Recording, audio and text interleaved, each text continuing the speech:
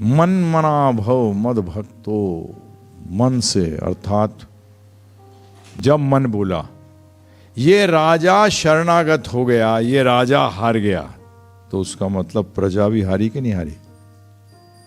अगर एक राजा दूसरे राजे को जाके शरण में चला जाता है तो उसका मतलब प्रजा भी गई।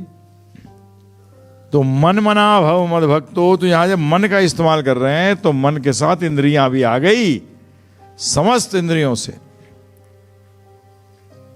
मद भक्तो मेरी भक्ति कर। क्या कर? मन मना भद मद भक्तो, भक्ति कर मेरी। मन का मतलब समस्त इंद्रियों से। मन तो है ही, राजा है तो प्रजा नहीं आएगी साथ में। प्रजा को क्यों भूल जाते हो? जब राजा की बात होती है मन की, जब भगवान ने इंद्रियों की बात कहां करी, मन की बात करी। क्योंकि जाते बदमाश तो यही है इसकेदार में। तो इससे क्या होगा? ऐसा करने से क्या होगा? आप आस्ते आस्ते शुद्ध होती चली जाएगी चेतना। शुद्ध होती जाएगी चेतना तो क्या होगा?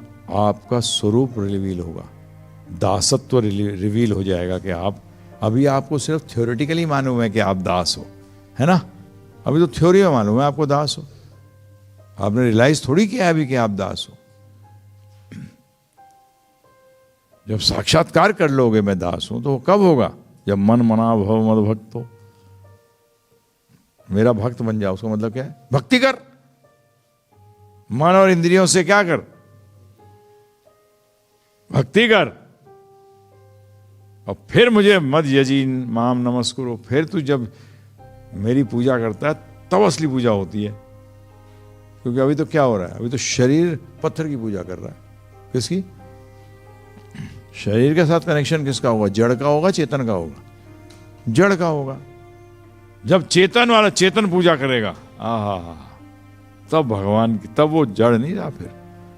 फिर वो अर्च विग्रह जड़ नहीं, वो अर्च विग्रह है, वो विग्रह। तब वो बनेंगे। क्या समझ में आया? तो यही है वो मन मना भव मद भक्तो मज जी माम नमस्कुरो। फिर मुझे नमस्कार कर। तो कौन नमस्कार करेगा? असली में किसको करना चाहिए? मुझे। मैं कौन हूं? आत्मा। तो ये मन जड़ से चेतन बना जा सकता है? मन अगर हकीकत में देखा जाए तो प्रभुपाद जी ने कहा एक जगह, चैतन्य चरितामृत के अंदर एक पॉपट में उन्होंने, प्रभुपाद ने कहा है कि सब कुछ भगवान से आया तो कोई जड़ तो है ही नहीं। ये तो हमारा दोष, जब हम उसमें भोग की दृष्टि डालते हैं जिस चीज पे, वो जड़ हो जाती है। जैसे था ना एक को, उसने कहा मैं जिस चीज को छूं वो सोना बन जाए। बोला मांग क्या मांगता है? नहीं, जिसको छू सोना। अरे खूब सोना है। रोटी को हाथ लगाया वो भी सोना बन गया। वो पागल हो गया, मैं खाऊंगा क्या है? एक आदमी को मिला है ऐसे बार, 4-5 दिन में उसके बैंड बज गए। वापस पहुंच गया वहां महात्मा जी के। महात्मा जी ये बार वापस लो। नहीं चाहिए सोना? नहीं, मुझे नहीं चाहिए सोना। तो यही है हमारे भोग की दृष्टि, जैसे जिसमें डालते हैं वो क्या बन जाती है? जड़ हो जाता है। वो क्या हो जाता है? जड़ हो जाता है। और जैसी योग की दृष्टि डालते हैं, योग का मतलब भक्ति योग की दृष्टि डालते हैं, वो चेतन हो जाता है। मैं उदाहरण देता तो हूं आपको। केला जड़ है कि चेतन है? दृष्टि पे भोग लगा रहे हो, चेतन है। क्योंकि वो कहते हैं ना प्रसादम, स्पिरिचुअल है। स्पिरिचुअल अच्छा तो पैदा कैसे हो सकता है? मतलब स्पिरिचुअल था, बीच में लफड़ा करा तुमने, जब तुमने वापस स्पिरिचुअल से कनेक्ट किया भगवान से, तो इसने अपना वापस ओरिजिनल फॉर्म आ गया,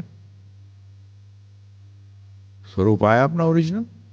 ये तो स्पिरिचुअल तो बन नहीं सकता ना। स्पिरिचुअल तो इटर्नल होता है। स्पिरिचुअल का पहली चीज क्या है? अध्यात्म की पहली चीज क्या है? सनातन। स्पिरिचुअलिटी, अध्यात्म शुरू इसी से होता है, सनातन। किससे? सनातन से शुरू होता है। समझो इस बात को, जानो इस बात को।